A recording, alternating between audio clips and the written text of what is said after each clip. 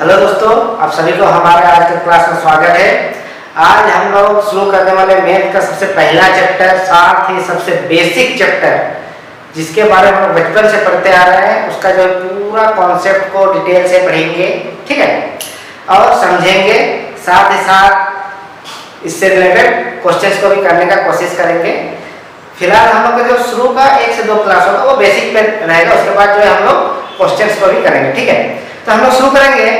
जो सबसे पहले संख्या पद्धति वर्ड देखिए। संख्या पद्धति मतलब क्या है, इंग्लिश में बोलेंगे तो नंबर सिस्टम। अगर बात करें तो जो शब्द है उसी से हम लोग को पता चलता है कि इससे रिलेटेड जितना भी क्वेश्चंस होंगे क्या होगा, नंबर से हम लोग रिलेटेड होगा, ठीक है। यानी कि नंबरों के साथ खेलना एक तरह से हम लोग बोल सकते हैं, ठीक है। तो शुरू करते हैं। सबसे पहले अगर हम लोग बात करें, ये जो संख्या पद्धति है, ये जो नंबर सिस्टम है, इसको आखिर हम लोग कितने पार्ट में डिवाइड कर सकते हैं, ठीक है। तो जनरली जो है हम लोग इसको 2 पार्ट में डिवाइड कर सकते हैं। दुनिया में 2 ही तरह के क्या होते हैं, अंक होते हैं, नंबर्स होते हैं ना। क्या क्या, या तो जो एग्जिस्ट करता हो या फिर एग्जिस्ट ना करता हो। यानी कि या तो हम लोग बोल सकते हैं वास्तविक संख्या या फिर बोल सकते हैं काल्पनिक संख्या। इसके अलावा दुनिया में और नंबर नहीं हो सकता। या तो हम वास्तविक में एग्जिस्ट करता हो हमारे, यानी कि मैथमेटिकल जो वर्ड है वहां पे हम लोग जिसको हम लोग विजुअली देखकर यूज कर सकते हैं, और एक है काल्पनिक संख्या जिसको हम लोग इमेजिन करते हैं, ठीक है। आखिर वो है क्या हम लोग को कंफर्म पता नहीं, बस इमेजिन करके हम लोग उसके थ्रू क्वेश्चंस को सॉल्व करते हैं, ठीक है। तो सबसे पहले हम समझेंगे वास्तविक संख्या को। इसको हम लोग अगर सीधी भाषा में बात करें तो वो बोल सकते हैं कि जिन्हें हम संख्या रेखा में दर्शा सकते हैं, जिन्हें हम संख्या रेखा में दर्शा सकते हैं। संख्या रेखा मतलब क्या हुआ, वो सभी नंबर, इसको हम लोग एक संख्या रेखा जो नंबर लाइन होता है उसको हम लोग इजीली डिनोट कर पाए, वो सबको क्या बोलेंगे, रियल नंबर बोलेंगे। और जिन्हें हम संख्या रेखा में दर्शा नहीं सकते उसको क्या बोलेंगे, काल्पनिक संख्या, यानी कि इमेजिनरी नंबर बोलेंगे, ठीक है। अगर हम लोग बात करें इमेजिनरी नंबर की, तो इसको जो है स्मॉल आई से हम लोग डिनोट करते हैं, स्मॉल आई से, जिसका नाम दिया गया है आयोटा। ओके, काल्पनिक संख्या को जो है स्मॉल आई से हम लोग डिनोट करेंगे और उसका नाम क्या दिया गया है, आयोटा। ओके, अगर हम लोग बात करें वास्तविक संख्या, तो अब देखिए संख्या रेखा में दर्शाने वाली संख्या दुनिया में बहुत सारी है। हो सकता है पूरा 1 2 3 काउंटिंग नंबर हो सकता है पॉइंट में हो जाए 0.6, नेगेटिव भी हो सकता है, आपका जो है रेशियो के टर्म में हो सकता है ना, p/q टर्म में भी हो सकता है। तो वास्तविक संख्या जो है इसका जो दुनिया है बहुत बड़ी है, तो हम लोग वास्तविक संख्या को भी बहुत भागों में बांट सकते हैं, ठीक है। तो अगर जनरली देखा जाए तो जो वास्तविक संख्या है, ठीक है, उसको हम लोग कई पार्टों में बांटेंगे, लेकिन उससे पहले हम लोग जो नंबर लाइन होता है उसके बारे में थोड़ी सी चर्चा करेंगे, ठीक है। आखिर नंबर लाइन है क्या, नंबर लाइन में किस ओर जाने से संख्या बढ़ेगी, किस ओर जाने से संख्या घटेगी, साथ ही साथ क्या कोई ऐसे नंबर भी है जो पॉजिटिव हो सकता है या फिर नेगेटिव हो सकता है, ठीक है। उस पर हम लोग थोड़ी सी चर्चा करते हैं। देखिए अगर हम लोग बात करें नंबर लाइन की, तो ये हम लोग का एक नंबर लाइन ले लिए जिसमें ये जो 0 है, ठीक है, ये जो 0 है, 0 एक ऐसा नंबर है ना तो ये पॉजिटिव में आता है ना ही नेगेटिव में आता है, ये किस बात है, न्यूट्रल रहता है, ठीक है। ये ना तो नेगेटिव में गिनती आएगा ना ही पॉजिटिव में गिनती आएगा, ये क्या रहेगा, अपना मस्त शांत रहता है, ठीक है। लेकिन 0 से अगर हम लोग ठीक लेफ्ट तरफ आ जाते हैं, ओके, 0 से ठीक लेफ्ट, तो जितनी भी संख्या मिलेगी वो क्या होगा, नेगेटिव संख्या होगा। क्या होगा, नेगेटिव संख्या होगा। और 0 से ठीक राइट साइड अगर हम लोग जाएंगे तो हम लोग को मिलेगा क्या, पॉजिटिव संख्याएं मिलेंगी, ठीक। दूसरा बात हम लोग को समझना होगा, अगर हम लोग लेफ्ट से राइट की ओर जाते हैं, ओके, अगर हम लोग लेफ्ट से राइट की ओर जाते हैं तो संख्या क्या है, इंक्रीज होता है। क्या होता है, इंक्रीज होते जाता है, यानी कि बढ़ते जाता है ना। और अगर राइट से लेफ्ट की ओर अगर हम लोग आते हैं तो संख्या घटती जाती है, ठीक है। यहाँ पे हम लोग को क्या क्या समझ में आया अभी तक, कि जीरो से अगर लेफ्ट तरफ आते हैं तो नेगेटिव संख्या मिलेंगी, जीरो से राइट तरफ जाते हैं तो पॉजिटिव संख्या मिलेंगे। दूसरा चीज क्या देखने को मिला, जीरो जो है ना तो पॉजिटिव है ना ही नेगेटिव है।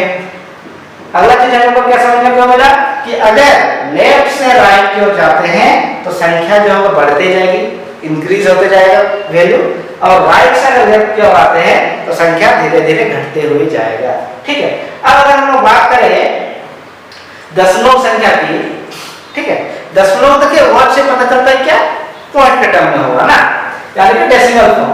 तो दशमलव भी जो है बहुत प्रकार का हो सकता है आपका दशमलव 0.5 हो सकता है, या तो 0.2222 ऐसे भी तो हो सकता है, या फिर आपका हो सकता है 0.1 2 3 0 1 5 6 ऐसे जाए।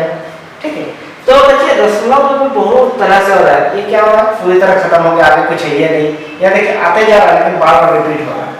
यहाँ देखिए क्या हो रहा है, आ रहा है, खत्म नहीं हो रहा, कहाँ तक जा रहा है, अनंत तक जा रहा है, लेकिन ये रिपीट नहीं हो रहा है। तो देखिए दशमलव भी जो है बहुत प्रकार से, एक क्या हो रहा है, पूरी तरह खत्म हो जा रहा है, और ये दोनों क्या हो रहा है, खत्म ही नहीं हो रहा है, कहाँ तक जा रहा है, अनंत तक जा रहा है। इसीलिए क्या किया गया, दशमलव संख्या को हम लोग क्या दो भागों में बांट दिए। ठीक है, एक को बोला गया शांत दशमलव, दूसरा को बोला गया अशांत दशमलव। ठीक है, शांत दशमलव को जो इंग्लिश में बोलते हैं टर्मिनेटिंग डेसिमल, और अशांत दशमलव को बोलते हैं नॉन टर्मिनेटिंग डेसिमल। ठीक है, शांत दशमलव जो होता है जिसका शेषफल शून्य होता है, यानी कि अगर कोई भी p by q का टर्म में नंबर दे दिया, मान लेते 1/2, ठीक है, इसको जब हम लोग डिवाइड करेंगे तो जब डेसिमल टर्म में लाएंगे तब ये पूरी तरह से कट जाएगा, रिमाइंडर कुछ भी नहीं बचेगा। ठीक है, इस टाइप के जितने भी नंबर होते हैं उसको क्या बोलेंगे, शांत दशमलव बोलते हैं। ठीक है, नेक्स्ट आते हैं अशांत दशमलव। ये जो होता है क्या होता है, नॉन टर्मिनेटिंग डेसिमल होता है। मतलब क्या हुआ कि इसको आप जितना भी डिवाइड करते जाइए कुछ ना कुछ रिमाइंडर बचेगा ही। जैसे मान लेते 1/3 कर लीजिए, ठीक है, अगर 3 से 1 को आप डिवाइड कीजिएगा, जितना भी लंबा आप डिवाइड कीजिए आपका ये कभी खत्म नहीं होने वाला, ऐसे बार बार आते जाएगा, कुछ ना कुछ रिमाइंडर हमेशा बचेगा। ठीक है, लेकिन यहाँ पे दो प्रॉब्लम होंगे, या तो हो सकता है ये देखिए रिपीट हो रहा है, या फिर डेसिमल में हो सकता है इस तरह से है। ठीक है, मतलब क्या हुआ कि हो सकता है डेसिमल के बाद ये खत्म नहीं होगा लेकिन रिपीट होगा, या फिर हो सकता है ये खत्म भी नहीं होगा और रिपीट भी नहीं होगा। इसीलिए क्या किया गया कि अशांत दशमलव को जो है फिर से दो भागों में बांटा गया। एक को बोला गया नॉन टर्मिनेटिंग रिपीटिंग डेसिमल, मतलब क्या हुआ कि वैसे संख्या जो कभी खत्म नहीं होगा लेकिन बार बार रिपीट होगा, यानी कि हमको पता होगा कि आगे क्या आने वाला है। अगर कोई पूछ दे कि डेसिमल के बाद समूह जगह पे क्या आया तो भी आप बता पाइएगा कि यही संख्या आएगा, मतलब रिपीट होगा। तो आपको जाहिर सी बात है कोई भी कहीं से भी पूछेगा आप उसको बता पाइएगा, क्यों, क्योंकि वही नंबर रिपीट होगा। उसको किस में रखा गया, नॉन टर्मिनेटिंग रिपीटिंग डेसिमल में। और दूसरा पार्ट का नाम दिया गया non terminating non repeating decimal. मतलब क्या हुआ, ना तो वह कभी खत्म होगा ना ही वह कभी रिपीट होगा। ठीक है, तो इसका जो है एक पॉइंट बहुत अच्छा है कि इसको हम लोग क्या भिन्न के रूप में लिख सकते हैं, भिन्न के रूप में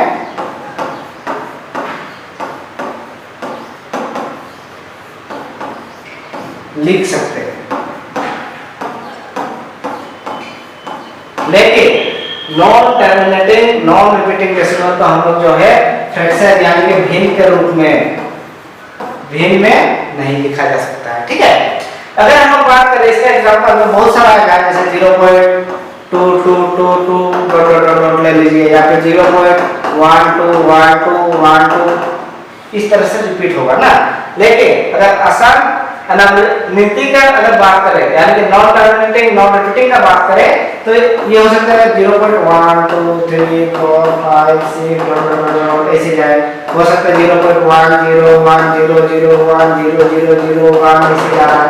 देखिए कोई भी नंबर इसमें रिपीट नहीं हो रहा है, आगे बढ़ते जा रहा है और कहां तक जाएगा कोई पता नहीं। ठीक है, तो इस तरह से जितना भी डेसिमल पर वैल्यूज आते हैं इसको हम लोग बोलेंगे non terminating non repeating decimal. ठीक है, आई होप आपको ये क्लियर हो गया होगा।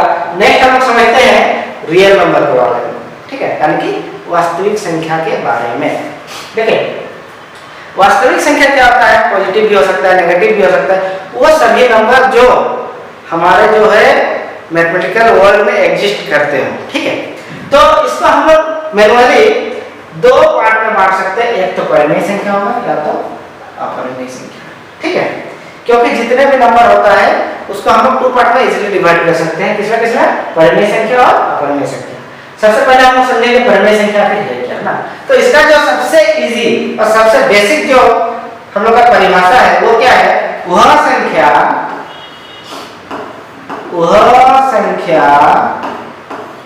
जिसे p/q के रूप में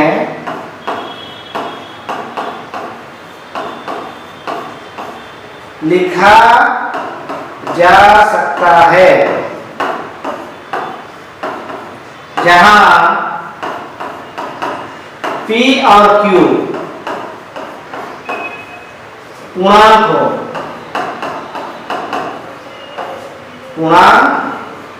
हो तथा q is not equal to 0 हो। ये हो गया आपका परिमेय संख्या का परिभाषा। क्या बोल रहा है कि वह संख्या जिसे p/q के रूप में लिखा जा सकता हो तथा p और q पूर्णांक का मतलब है पूरी तरह से अंक ना। ये नहीं कि आपका p/q का टर्म लिख दिया लेकिन उसको क्या p को क्या पॉइंट में ले लिए, ठीक है, या तो फ्रैक्शन में p को अलग से ले ले, q को अलग नहीं, उसको सोल्व करके जो एक्यूरेट p/q का टर्म आएगा उसको हम क्या बोलेंगे, परिमेय संख्या। और जनरली अपरिमेय संख्या में छोड़ के जितनी भी संख्याएं होती है वो सब इस टर्म में कन्वर्ट हो सकती है। ठीक है, तो परिमेय संख्या का ये परिभाषा हो गया। देखिए q is not equal to 0, इसका रीजन ये है क्योंकि कोई भी वैल्यू का अगर डिनोमिनेटर, ठीक है, हर अगर 0 हो जाता है तो उसका वैल्यू क्या होगा किसी को नहीं पता। ठीक है, यहाँ पे क्या होगा कोई भी आज तक नहीं बता पाया, क्योंकि कोई भी ऐसा नंबर नहीं है जिसको 0 के साथ मल्टीप्लाई करने के बाद हासिल किया जा सकते हैं। क्योंकि हम लोग का जो मैथमेटिकल जो है मैथ का जो है कॉन्सेप्ट है वो बोलता है कि अगर 1/2 है तो इसका रिजल्ट आएगा 0.5, तो आपको ये दोनों को मल्टीप्लाई करने से ये आना चाहिए। ठीक है, लेकिन 0 इकलौता ऐसा नंबर है इसको आप किसी के साथ भी मल्टीप्लाई कीजिएगा तो हमेशा वो 0 आएगा, ना कि ये नंबर। तो इसीलिए क्या होता है कि डिनोमिनेटर यानी कि हर को कभी भी 0 नहीं दे सकते परिमेय संख्या में, फिर वो क्या होगा, अपरिभाषित हो जाएगा, उसका वैल्यू क्या होगा किसी को नहीं पता। ठीक है, क्योंकि वो एग्जिस्ट नहीं कर पाएगा। ओके, अब बात करते हैं अपरिमेय संख्या। तो इसका डेफिनेशन होगा वह संख्या जिसे p/q के रूप में नहीं लिखा जा सकता है, इतना काफी है। ठीक है, देखिए ऐसे नंबर जिसको हम लोग बट्टा के टर्म में नहीं लिख सकते हैं। ठीक है, जैसे अगर उदाहरण ले ले तो अपरिमेय संख्या पहचानने का सबसे आसान तरीका है अगर रूट के टर्म में हो, रूट के टर्म में जितने भी नंबर होते हैं वो सब क्या होते हैं, अपरिमेय संख्या होता है। लेकिन कोई बोलते हैं कि अच्छा आप बोलिएगा कि रूट 4 है तो ये भी एक अपरिमेय संख्या है। नहीं, ये एक अपरिमेय संख्या नहीं है, ये एक परिमेय संख्या है। क्यों बोलिए, क्योंकि ये जो 4 होता है 2 का स्क्वायर, दैट में क्या होगा, स्क्वायर रूट हट जाएगा तो बचेगा क्या, 2, और 2 क्या है, परिमेय संख्या है। ठीक है, मतलब रूट अंडर वो नंबर जिसका हम लोग जो स्क्वायर रूट निकालेंगे तो वो रूट के टर्म में रहे वो सभी नंबर किस में आएंगे, अपरिमेय संख्या में आएंगे। ठीक है, और परिमेय संख्या में वो सभी नंबर आएंगे जिसको हम लोग p/q के टर्म में लिख सकते हैं। दूसरा चीज परिमेय संख्या जो है, ठीक है, इसको हम लोग चाहे वो नेगेटिव में हो चाहे वो पॉजिटिव में, किसी में भी हो सकता है। ये नहीं कि आप इसको नेगेटिव में है तो परिमेय संख्या नहीं, बस शर्त ये होना चाहिए कि इसको हम लोग क्या y के टर्म में लिख पाए।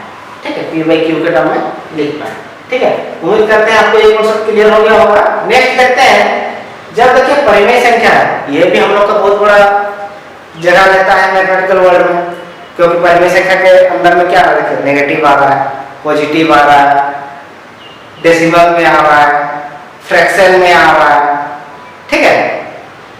तो इतने सारे जब है तो परिमेय संख्या को भी हम लोग कई भागों में बांट सकते हैं, ठीक है। तो देखिए जो परिमेय संख्या है, जो रेशनल नंबर है, उसको हम लोगों ने कितना 4 भागों में बांट दिया। पहला जो है पूर्णांक, जिसको हम लोग बोलेंगे इंटीजर। दूसरा क्या है भिन्न यानी कि फ्रैक्शन। तीसरा क्या है शांत दशमलव, मतलब क्या है टर्मिनेटिंग डेसिमल, ओके। और चौथा है आसान पुनरावृत्ति दशमलव, या फिर इसको बोल सकते हैं कि आवर्ती दशमलव, आसान आवर्ती दशमलव भी बोल सकते हैं। आवर्ती मतलब क्या बार बार रिपीट होगा ना, बार बार आएगा, जिसको नॉन टर्मिनेटिंग रिपीटिंग डेसिमल भी बोलते हैं, ठीक है। तो नॉन टर्मिनेटिंग रिपीटिंग डेसिमल क्या है, इसके बारे में हम लोग चर्चा कर लिया। शांत दशमलव क्या है, जो पूरी तरह से डिवाइड होगा, जैसे 0.5, 0.15, 0.625, इस तरह से। आसान पुनरावृत्ति दशमलव नॉन टर्मिनेटिंग रिपीटिंग डेसिमल किसको बोलेंगे, जो रिपीट होगा इस तरह से ना।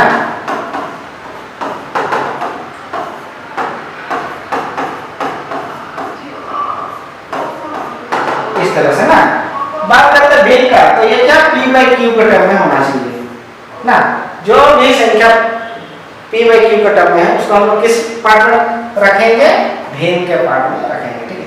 अब पूर्णांक जो होता है, पूर्णांक मतलब नॉर्मली जो नंबर लाइन हम लोग का होता है, नॉर्मली नंबर लाइन में तो हर तरह की संख्या होती है, लेकिन सभी तरह की संख्या को हमेशा डिनोट करके नहीं दिखाया जाता, लेकिन जो नंबर को क्लियरली डिनोट करके दिखाया जाता है वो सभी नंबर सब लोग तब क्या होगा, पूर्णांक होगा, ठीक है। हो सकता है इसमें नेगेटिव हो सकता है पॉजिटिव, दोनों ही हो सकता है, ठीक है। तो अब देखिए ये भिन्न हो गया, शांत हो गया, अशांत हो गया। अब जो इंटीजर है यानी कि पूर्णांक जो है, यहाँ भी प्रॉब्लम हो गया क्या, क्योंकि देखिए इसके अंदर में नेगेटिव आ रहा है, पॉजिटिव आ रहा है, ठीक है। तो पूर्णांक में हम लोग क्या करेंगे, 2 से 3 पार्ट में बांट सकते हैं। देखिए क्या पहला चीज, या तो नेगेटिव पॉजिटिव, लेकिन हम लोग शुरू में ही देखे कि ये जो शून्य है ये क्या है, न्यूट्रल है ना, ना तो नेगेटिव में आता है ना ही पॉजिटिव में आता है, ठीक है। तो इसको हम लोग क्या कर रहे हैं, अलग से ले रहे हैं।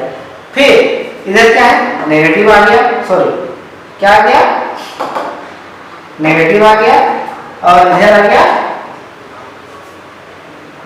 पॉजिटिव, ठीक है। यानी कि पूर्णांक को हम लोग 3 पार्ट में बांट सकते हैं। एक क्या होगा नेगेटिव पार्ट, एक होगा पॉजिटिव पार्ट, और सेंटर में जो रहेगा 0 उसको हम क्या बोलेंगे, ना तो नेगेटिव ना तो पॉजिटिव, ठीक है।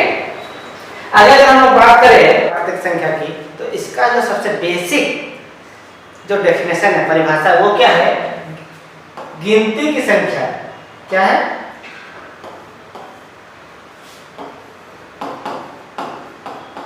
गिनती की संख्या को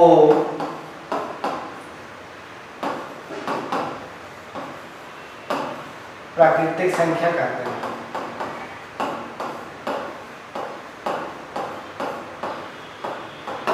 यानी कि the counting number are called natural number, ठीक है। अगर हम लोग बात करें होल नंबर की, तो होल नंबर के है क्या ना, अगर हम लोग प्राकृतिक संख्या में 0 को इंक्लूड कर दे, ठीक है, यानी कि 0 को मिला दें, यानी कि उसका डेफिनेशन क्या हो जाएगा, 0 को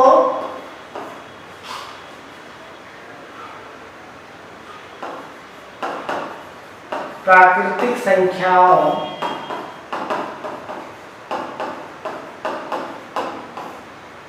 के साथ मिला दिया जाए, ठीक है, क्या कहलाएगा, होल नंबर कहलाएगा।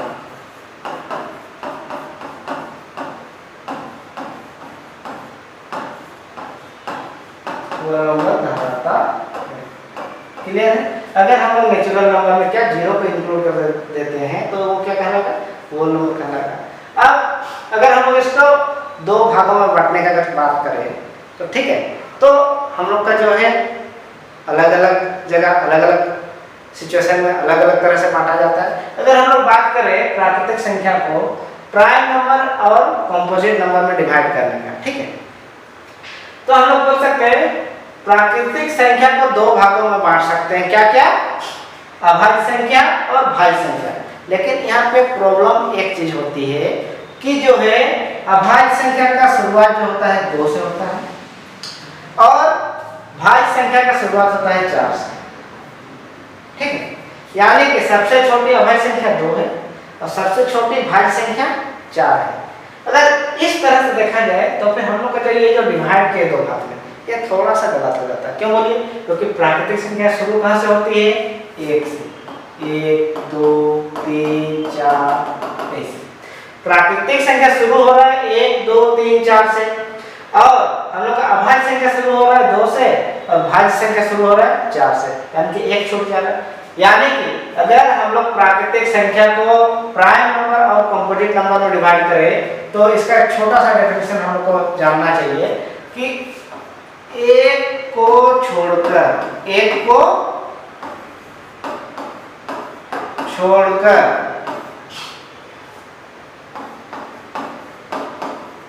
सभी प्राकृतिक संख्या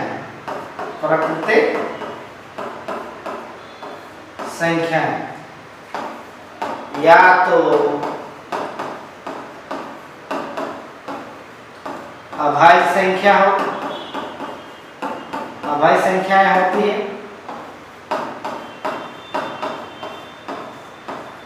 या फिर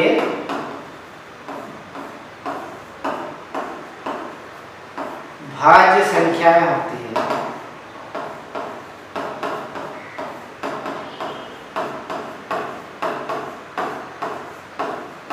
ठीक है, हम लोग बोल सकते हैं कि एक को छोड़कर जितना भी नंबर है या तो अभाज्य संख्या होगा या फिर भाज्य संख्या होगा।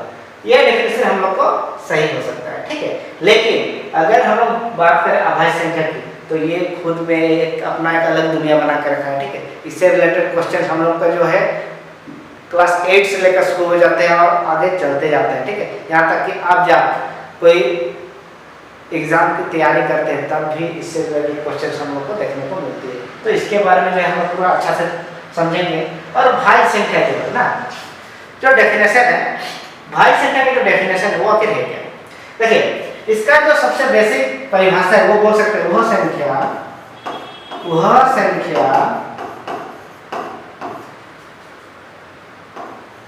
जो 2 से अधिक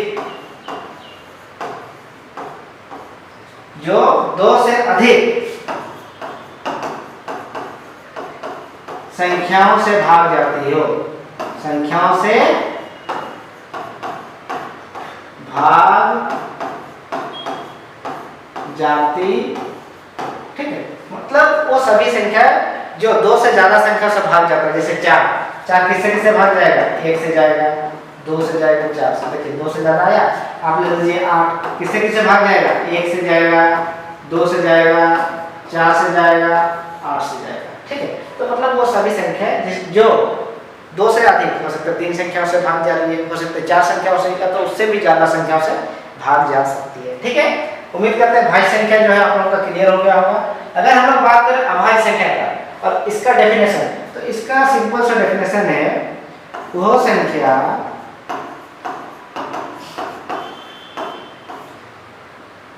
जो केवल एक और स्वयं से भाग जाती हो, ठीक है। क्या होगा? वैसे संख्या जो एक या स्वयं से भाग जाती है, जैसे 3, क्या होगा? 1 या फिर 3, 5 ले लीजिए, 1 या फिर 5 से भाग जाएगा, 2 ले लीजिए, 1 या फिर 2 से भाग जाएगा, ठीक है। तो ऐसे जितने भी संख्याएं होगा वो क्या कहलाएंगे? परिमेय संख्या कहलाएंगे, ठीक है। आगे आप देखिए, जो कि प्राकृतिक संख्या में जो हम दो भागों में बांटे तो यहाँ पे क्या एक छूट जा रहा है। तो क्लियर रूप से अगर हम लोग बांटना चाहें प्राकृतिक संख्या को दो भागों में तो हम लोग बांट सकते हैं सम संख्या और विषम संख्या के रूप में। ठीक है, सम संख्या को बोलते हैं इवन नंबर, विषम संख्या को बोलते हैं ऑड नंबर। तो सम संख्या क्या है? वह संख्या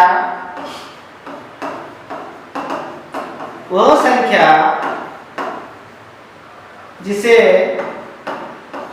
दो से पूर्ण रूप से भाग दिया जा सकता है, यानी कि दो से पूरी तरह से कटने वाली संख्या है। ठीक है, यानी कि जब दो से भाग देंगे तब शेषफल 0 आना चाहिए। क्लियर? यानी कि आप बोल सकते हैं कि दो के पहाड़ा में जितने भी नंबर आएंगे वो सब क्या कहलाएंगे? इवन नंबर कहलाएंगे। ठीक है, अगर बात करें विषम संख्या की तो इसका डेफिनेशन क्या रहेगा? वह संख्या जो दो से पूर्ण रूप से भाग ना जाती हो उसको क्या बोलेंगे? विषम संख्या कहेंगे। अगर बात करें कि सबसे छोटी जो सम संख्या है वो क्या है? 2 है, फिर 4 है, फिर 6, ऐसे क्या है? अगर हम लोग बात करें सबसे छोटी विषम संख्या की तो क्या है? 1 है, इसके बाद क्या है? 3, 5, 7, ऐसे आगे जाएगा कहाँ तक? अनंत। ठीक है, अब देखिए हम लोगों ने अभी तक बहुत सारी चर्चा की, हम लोगों ने अभाज्य संख्या के बारे में पढ़ा, उसका डेफिनेशन को पढ़ा। अब देखिए अभाज्य संख्या जो है बहुत बड़ा रोल निभाता है हम लोग का मैथ में। ठीक है, तो अभाज्य संख्या के बारे में कुछ चीजें आप लोगों को याद कर लेनी चाहिए ताकि आप लोगों को जो होगा आगे चल के बहुत फायदा होगा। तो अगर हम लोग बात करें अभाज्य संख्या की, ठीक है, अगर आप देखना चाहेंगे कि 3 लगातार विषम अभाज्य संख्या, ठीक है, मतलब मैथ में तो नंबर्स बहुत है लेकिन 3 लगातार विषम संख्या में होगी और अभाज्य संख्या में होगी, वो है 3, 5 और 7। ठीक है, अगर हम लोग बात करें सबसे छोटी विषम अभाज्य संख्या, ठीक है, देखिए सबसे छोटी अभाज्य संख्या क्या होता है?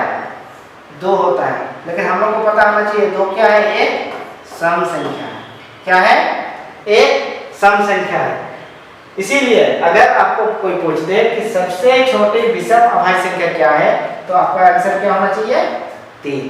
क्लियर? अगर आपसे कोई पूछ दे कि एक अंकों की सबसे बड़ी अभाज्य संख्या क्या है, क्या एक अंकों की सबसे बड़ी अभाज्य संख्या क्या है, तो उसका आंसर क्या होगा? 7। क्लियर? अगर आपको कोई पूछ दे कि 2 अंकों की सबसे छोटी अभाज्य संख्या क्या है, तो 2 अंकों की जो है सबसे छोटी अभाज्य संख्या कितना होता है? 11 होता है। वैसे ही 2 अंकों की सबसे बड़ी अभाज्य संख्या क्या होगा? 97, 97। ठीक है, अगर आपको कोई पूछ दे 3 अंकों की सबसे छोटी अभाज्य संख्या तो क्या बोलिएगा? 101। क्लियर? और 3 अंकों की सबसे बड़ी अभाज्य संख्या क्या होती है? 997, 997। ओके, आगे हम लोग बात करते हैं। ठीक है, अगर हम लोग बात करें कि अभाज्य संख्या तो बहुत होती है लेकिन कहीं कहीं पे हम लोग को देखने को मिलता है कि इन संख्याओं के बीच कितनी अभाज्य संख्या है। ठीक है, तो जनरली जो क्वेश्चंस होते हैं वो है 1 से 50 के बीच कितनी अभाज्य संख्या होती है, 1 से 100 के बीच कितनी अभाज्य संख्या होती है। ठीक है, तो इस तरह से जो होता है कुछ बेसिक्स क्वेश्चन है जिसका वैल्यू आप लोगों को याद होना चाहिए। ठीक है, नेक्स्ट वीडियो में हम लोग जो है वो सारी अभाज्य संख्या को भी देखेंगे। ठीक है, तो 1 से 50 के बीच जो होती है टोटल 15 अभाज्य संख्याएं होती है। 1 से 100 के बीच जो होती है टोटल 125 अभाज्य संख्या होती है। और 1 से 200 के बीच टोटल 46 अभाज्य संख्याएं होती है। अगर हम लोग बात करें 1 से 1000 के बीच तो टोटल 168 जो होती है अभाज्य संख्याएं हैं। और अगर हम लोग बात करें 100 से 200 के बीच तो टोटल कितनी होती है? 21 अभाज्य संख्याएं होती है। ठीक है, अगर हम सबसे बड़ी बात करें तो भाज्य संख्या की, देखिए अभाज्य संख्या का आप लोगों को बहुत क्लियर हो गया। क्या देखें हम लोग? एक अंकों की सबसे छोटी अभाज्य संख्या, एक अंकों की सबसे बड़ी अभाज्य संख्या, 2 अंकों की सबसे छोटी अभाज्य संख्या, 2 अंकों की सबसे बड़ी अभाज्य संख्या, 3 अंकों की सबसे छोटी अभाज्य संख्या, 3 अंकों की सबसे बड़ी अभाज्य संख्या। ठीक है, अब हम लोग बात करते हैं कि आखिर भाज्य संख्या क्या है। ठीक है, तो भाज्य संख्या के बारे में हम लोग जानते हैं कि वो सभी संख्या है जो 2 से ज्यादा संख्याओं से भाग जाती है। ठीक है, तो यहाँ पे भी कुछ चीजें जो है ऑब्जेक्टिव टाइप क्वेश्चंस बन सकते हैं हमारे, जैसे सबसे छोटी भाज्य संख्या के लिए तो क्या बोलेंगे 4। 4 जो है सबसे छोटी भाज्य संख्या भी है, या फिर आप बोल सकते हैं सबसे छोटी सम भाज्य संख्या ना, the smallest even composite number भी क्या है 4 है। ठीक है, अगर हम लोग बात करें सबसे छोटी विषम भाज्य संख्या का अगर बात करें, देखिए सबसे छोटे सम भाज्य संख्या क्या है 4, सबसे छोटे कंपोजिट नंबर जो है, ठीक है, यानी कि इवन कंपोजिट नंबर अगर बात करें वो भी 4 हो गया। अगर हम लोग बात करें सबसे छोटी विषम भाज्य संख्या, यानी कि विषम मतलब क्या हो गया ओड ना, ओड कंपोजिट नंबर, तब क्या आएगा आपका आंसर 9 आएगा। ठीक है, देखिए ये विषम वर्ड जो ना, विषम संख्या ये तो सम है ना, इसके बाद अगर हम बात करें अभाज्य संख्या की तो क्या आएगा 6 आएगा, 6 भी एक सम संख्या है। फिर क्या आएगा 8 आएगा, 8 भी एक सम संख्या है। ठीक है, फिर आएगा 9 जो कि एक क्या है विषम संख्या। ठीक है, इसीलिए अगर आपको पूछ दे कि सबसे छोटी विषम भाज्य संख्या क्या है तो उसका आंसर क्या आएगा 9 आएगा। ठीक है, अगर हम लोग नेक्स्ट बात करें सह अभाज्य संख्या, ये बहुत इंपॉर्टेंट चीज है, समझने वाली बात है। क्या है को प्राइम नंबर। ठीक है, ऐसी संख्या जिनका मासा मतलब HCF इक्वल टू 1 होना चाहिए, ये चीज को आप ध्यान देंगे। एग्जांपल ले सकते हैं 2 3 ले लीजिए, 5 7 ले लीजिए, 4 5 ले लीजिए, 10 11 ले लीजिए, मतलब वो संख्याओं का पेयर जिसका HCF निकालेंगे, क्या HCF मासा, तब क्या आना चाहिए 1 आना चाहिए। उसको क्या बोलेंगे हम लोग को प्राइम नंबर बोलेंगे, या तो सह अभाज्य संख्या बोलेंगे। ठीक है, तो आज का क्लास हम लोग जो है यहीं पे समाप्त करते हैं। नेक्स्ट क्लास में हम लोग जो है क्वेश्चंस करेंगे। ठीक है, उम्मीद है आपको ये वीडियो पसंद आया होगा। Thank you.